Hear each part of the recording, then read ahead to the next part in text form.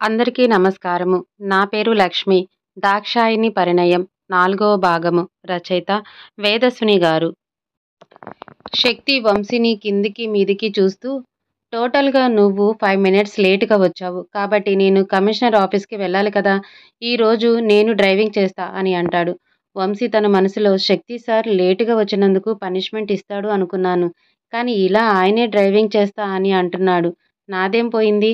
నేను దర్జాగా కూర్చుంటాను అని అనుకొని, సరే సార్ అంతా మీ ఇష్టం అని అంటాడు వంశీ. శక్తి కార్ స్టార్ట్ చేసి చాలా స్పీడ్‌గా వెళ్తూ ఉంటాడు. వంశీ శక్తి స్పీడ్‌కి భయపడి, ఏంటి సార్ ఇంత స్పీడ్‌గా వెళ్తున్నారు? ఆపండి ప్లీజ్ నాకు భయం వేస్తుంది. యాక్సిడెంట్ అవుతుంది అని అంటూ ఉంటాడు. శక్తి సీరియస్‌గా ముఖం పెట్టి, చెప్పాను కదా 5 మినిట్స్ లేట్ అయ్యావు అని. ఈ 5 మినిట్స్ కవర్ చేయాలి. అందుకే ఇంత స్పీడ్‌గా వెళ్తున్నాము అని అంటాడు. అమ్మో!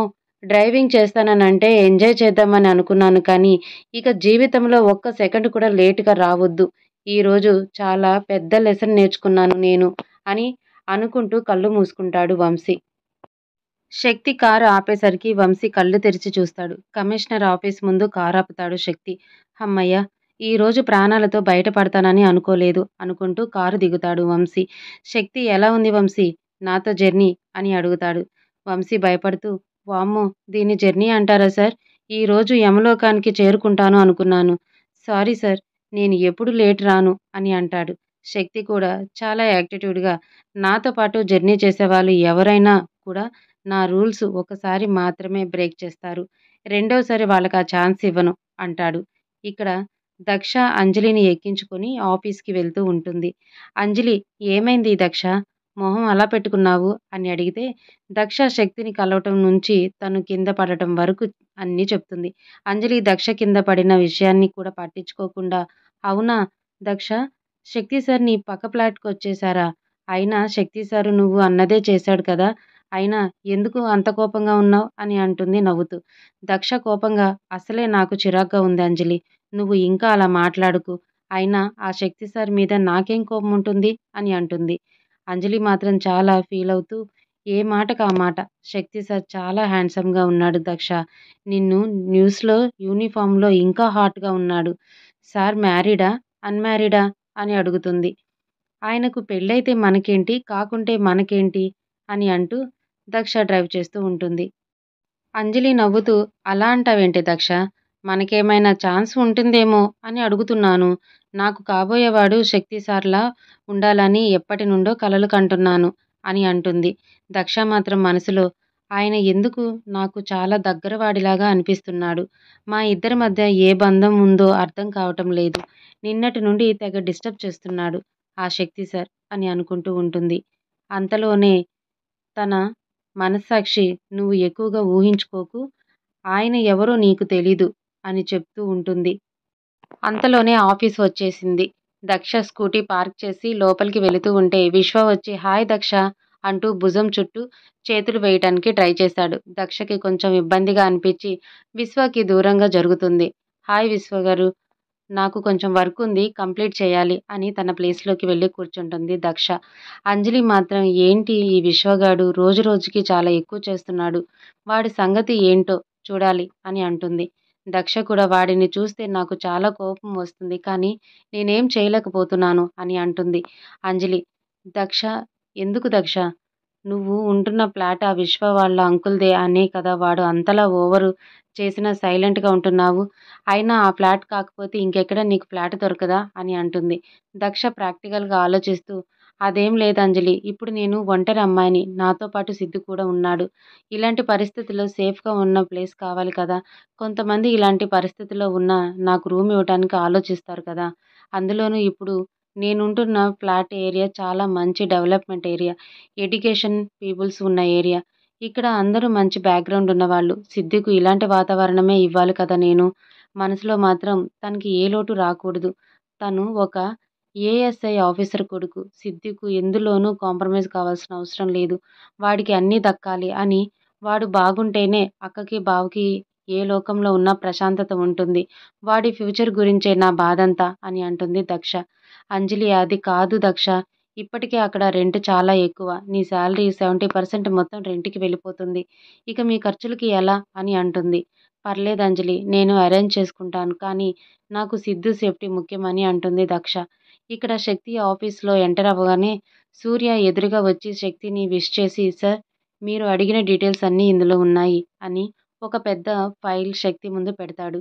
శక్తి వాటిని పరిశీలిస్తూ ఉంటే సూర్య వాటి గురించి ఎక్స్‌ప్లెయిన్ చేస్తూ సార్ వీళ్ళే సిటీలో క్రైమ్స్ అన్నిటిని వెనుక నుండి నడిపించేది అంటూ అర్జున్ ప్రసాద్, శివరాం ఫోటోస్ చూపిస్తూ వీళ్ళు చక్రవర్తి గ్రూప్ ఆఫ్ కంపెనీస్ డైరెక్టర్స్ అని చెప్తూ ఉంటాడు. సూర్య ముందుగా అర్జున్ ప్రసాద్ ఫోటో చూపిస్తూ ఈయన రాయల్ ఫ్యామిలీకి చెందిన ఆనంద భూపతి చక్రవర్తి గారి చెల్లెల్ని ప్రేమించి పెళ్లి చేసుకున్నాడు. దాంతో ఆయన ఈ చక్రవర్తి ఫ్యామిలీలో ఒక మెంబర్ అయ్యాడు. అంతటితో అతని ఆశ మాత్రం చావక సొంత బావను తన ఫ్యామిలీని చంపేశాడు అని అందరూ అంటున్నారు.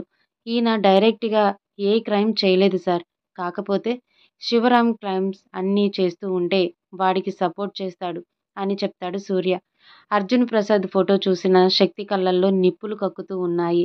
తర్వాత సూర్య శివరాం ఫోటోని చూపిస్తూ ఇక శివరామే సార్ సిటీలో జరుగుతున్న అరాచకాలన్నిటికీ కారణము. శివరాం ఆనంద భూపతి చక్రవర్తి గారికి స్నేహితుడు. స్నేహం ముసుగులో ఆయన్ని మోసం చేసి వీళ్ళు ఇద్దరూ కలిసి చంపేశారు. కానీ ఈ విషయాలన్నిటికీ ఎలాంటి సంబంధం, ఆధారాలు లేవు. ఇప్పటి వరకు కూడా 16 సంవత్సరాలు గడిచిపోయింది. ఆ విషయం జరిగి అంటాడు సూర్య. ఆ తర్వాత సూర్య అర్జున్ ప్రసాద్ భార్య కళ్యాణిదేవి ఫోటో చూపిస్తాడు. ఈమె పెద్ద డాక్టర్ సార్. కానీ తన అన్నయ్య, వదిన, కొడుకు, మేనకోడలు అందరూ చనిపోవటంతో ఆమె కృంగిపోయి మెడికల్ ప్రాక్టీస్ మానేసింది. కానీ చాలా మంచి మానవత్వం ఉన్న మనిషి. ఆమె చక్రవర్తి హాస్పిటల్ చారిటీ పేరుతో చాలామంది పేద ప్రజలకు ఉచితంగా వైద్యం, ఆపరేషన్ చేయిస్తుంది. అందుకే అంటారు రాక్షసులకు మంచి భార్యలు దొరుకుతారా అని అంటాడు సూర్య. కళ్యాణ్ దేవి ఫోటో చూసి శక్తి కళ్ళల్లో కన్నీళ్లు వస్తాయి. కానీ బయటకు కనపడకుండా కంట్రోల్ చేసుకుంటాడు శక్తి. అర్జున్ ప్రసాద్, కళ్యాణ్ దేవిలకు ఒక కూతురు ఆర్షి. బీటెక్ ఫైనల్ ఇయర్ చేస్తుంది. బిజినెస్‌లో వాళ్ళ డాడీకి హెల్ప్ కూడా చేస్తూ ఉంటుంది. ఇక శివరాంకి ఒక సైకో శాడిస్ట్ ప్రపంచంలో ఉన్న దరిద్రాల లక్షణాలన్నీ కలిపి ఉన్న ఒక కొడుకు ఉన్నాడు. శివరాంకి 100 రెట్లు ఎక్కువగా ఉంటాడు. వాడే విక్రమ్. వాడు చెయ్యని దౌర్జన్యాలు లేవు. వాడిని అర్జున్ ప్రసాద్, శివరాం ప్రొటెక్ట్ చేస్తూ ఉంటాడు. వాడు పశువు కంటే హీనం అని చెప్తాడు సూర్య. ఇక వీళ్ళ క్రిమినల్ చర్యలు అన్నీ వీళ్ళు స్వయంగా చేయరు. సిటీలో పేరు మోసిన రౌడీలు ఇద్దరు దుర్గా, రుద్ర వాళ్ళతో చేయిస్తారు. వీళ్ళిద్దరూ అన్నదమ్ములు. ఆ రౌడీలు అంటే ఈ సిటీకి జనాలకి చాలా భయం. ఎవడైనా అర్జున్ ప్రసాద్, శివరాం వాళ్లకు వ్యతిరేకంగా కనిపిస్తే వాళ్ళని భూమి మీద ఉండనివ్వరు. గజగజలాడిస్తూ ఉన్న పెద్దవాళ్ళు అంటాడు. శక్తి తన యాటిట్యూడ్‌ని మెయింటైన్ చేస్తూ లేదు లింగం సార్. ఫైల్ చూడటానికి వేరే ముహూర్తం పెట్టాను. కాకపోతే ఇప్పుడు ఫైల్ దులుపుతున్నాను అంతే అంటాడు వెటకారంగా. ఇక లింగం వాడితో మాటలు అనవసరం అని అక్కడి నుండి వెళ్ళిపోతూ వీడి సంగతి తర్వాత చూద్దాం అని అనుకుంటాడు. శక్తి సూర్యతో మనం ముందుగా దృష్టి పెట్టాల్సింది డ్రగ్స్ పైన.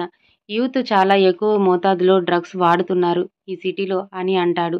అవును శక్తి అని అంటాడు సూర్య. శక్తి బాగా ఆలోచించి రేపు నాకు కొంతమందితో అని లిస్ట్ చెప్పి మీటింగ్ అరేంజ్ చెయ్యి. ఎవరికీ తెలియకూడదు అంటాడు. ఓకే శక్తి. నువ్వు చెప్పినట్లుగానే చేస్తాను అని అంటాడు సూర్య. ఇక్కడ దక్ష ఆఫీస్‌లో వర్క్ చేసుకుంటూ ఉండగా శ్రీకర్ దక్షని ఆపాదమస్తకం చూస్తూ దీన్ని ఎప్పుడెప్పుడు సొంతం చేసుకోవాలా అని నా శరీరం ఉరుకులు వేస్తుంది అని కామం కళ్ళల్లోకి చేర్చుకుంటూ నవ్వుకుంటూ ఉంటాడు. వెంటనే శ్రీకర్